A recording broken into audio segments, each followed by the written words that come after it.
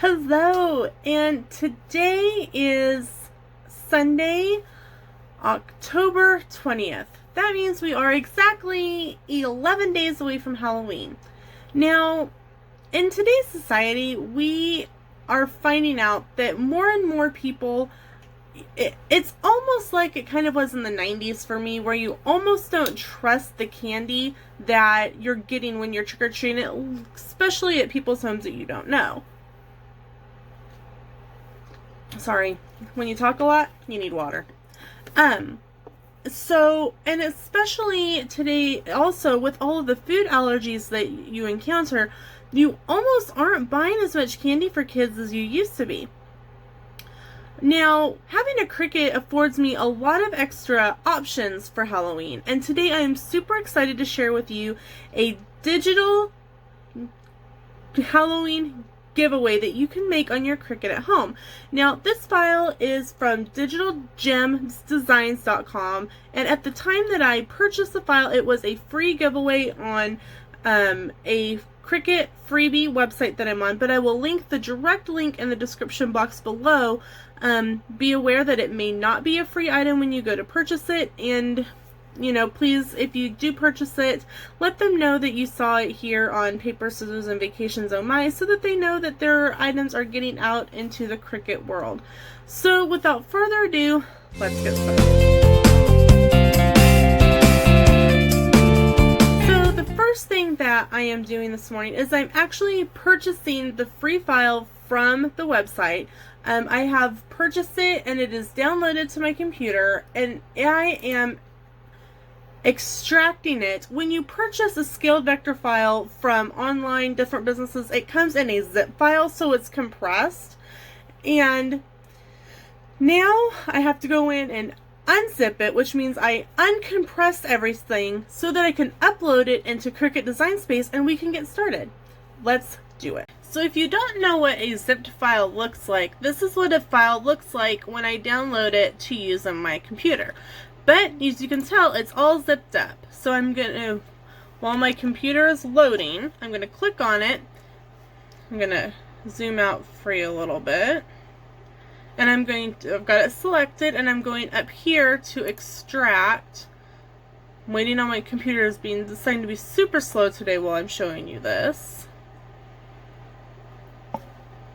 Okay, so now it's loaded and I'm ready to extract. So I'm going to click Extract All, and it's going to ask me where I want it to go, and I'm just going to leave it in my Downloads folder for now. So I'm going to extract, and it's moving 5 items from the zipped file into a regular file, and then it goes away. And now I'm going to scroll all the way back up to the top, and I should have a file. Okay, so right here is my file, and we're going to click on it. Boop, ba-doop, ba-doop. Get it so you can see. Now it's going to tell me all of the different files that are in here. So I have a scale vector file, which is what we use in Design Space. I have the PNG image of it, so we can pull it up.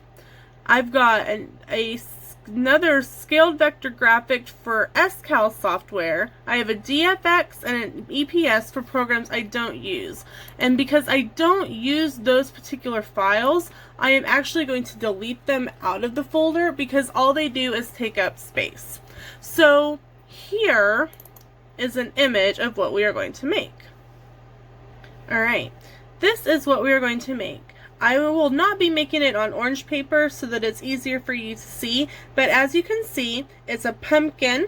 It says Happy Halloween, and it's got spaces cut out. And this is where you can put crayons or little colored pencils or baby markers, whatever you want to do. Alright, now that we've got our file, let's get it up in Design Space. And like everything else in life, when you want to work on something for a video, all of a sudden you have a pop-up for a download. So let's take a few moments and do an update. And through the magic of editing, we are all updated. I guess not reinstalled, updated. Okay, so I'm going to go over here, zoom in on it, and go to the upload button, and I'm going to click on it, zoom back out, You can see some of the things I've worked on in my Design Space. I'm going to click on Upload Image, Browse. It's thinking. There we go. Alright, it's going to open up my downloads. And you remember this happy little folder we've got over here? We're going to open it up. And we're going to open up the file. It's going to tell me, this is going to call it the Digital Gems Happy Halloween. And here is a better view of what we are going to be making today.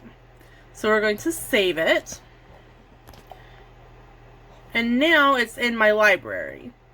So I'm now going to go over here and insert the image into the mat, which is what this ends up being. It ends up being my mat. Okay. Now, this, as you can tell, they are both showing up as a cut file.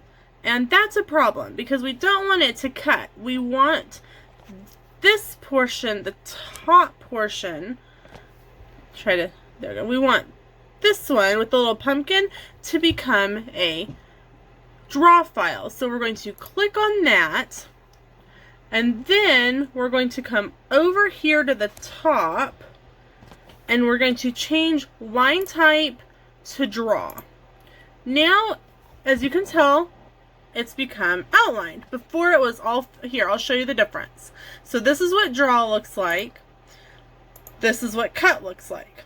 You can totally tell the difference. So we're going to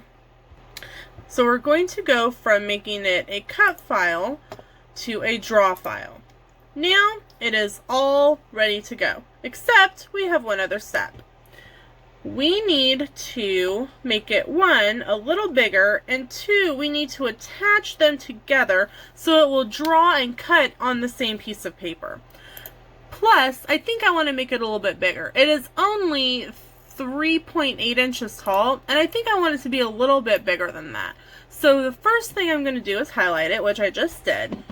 And now I'm going to go up here to the height, and I think I'm going to make it, let's say 5 inches tall. 5 inches. Bing! All done. Okay, now, as you can tell, it is much taller. Now, what I need to do is come over here and attach these two together. You can see attach right here. I need to make sure and attach them so that they are on the same piece of paper. So all I have to do is click attach. It is now telling me up top that it's one piece. So, because my computer and my Cricut do not like to work together friendly, I am going to go up here to my projects and I'm going to save it, and then I'm going to open it on my tablet. So I'm going to save it as Halloween Trick or Treat. Trick or Trick works. Oops, you can't see what I'm doing. I've just called it Halloween Trick or Trick, and I'm going to click Save. Now it has saved it into my project storage. Now we're going to open it up on my tablet and start cutting. Okay, now we are on the tablet. So I'm going to go up here to Categories and pick My Projects in the Cloud. And voila! Halloween Trick or Treat, very first one. So let's click on it. And let's click Make It. As it decides, okay. And now let's get ready to load some paper. So I have my mat. I actually have a brand new mat. It's nice and sticky. Tip, if you are getting a brand new mat out, because your fingers have nails in them, kind of cross your fingers over the mat to help this not, excuse me, help the paper stick but not be too sticky. So I have a small piece of paper because I don't need a huge piece of this. I've got it attached over here. Now I'm going to put it in the machine and I'm going to load it.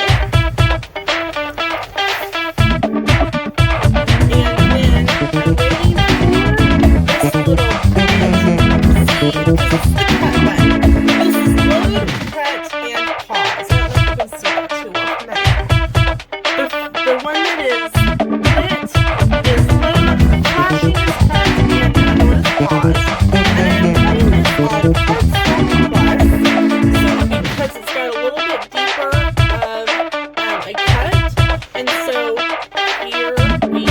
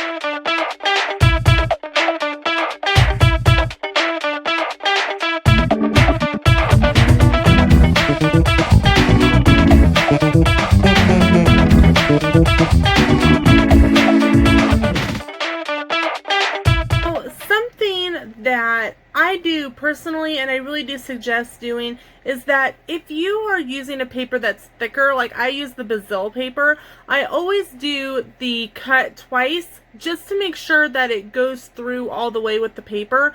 It just needs a little bit more pressure to cut through, so I'm going to do another run of the cut right now.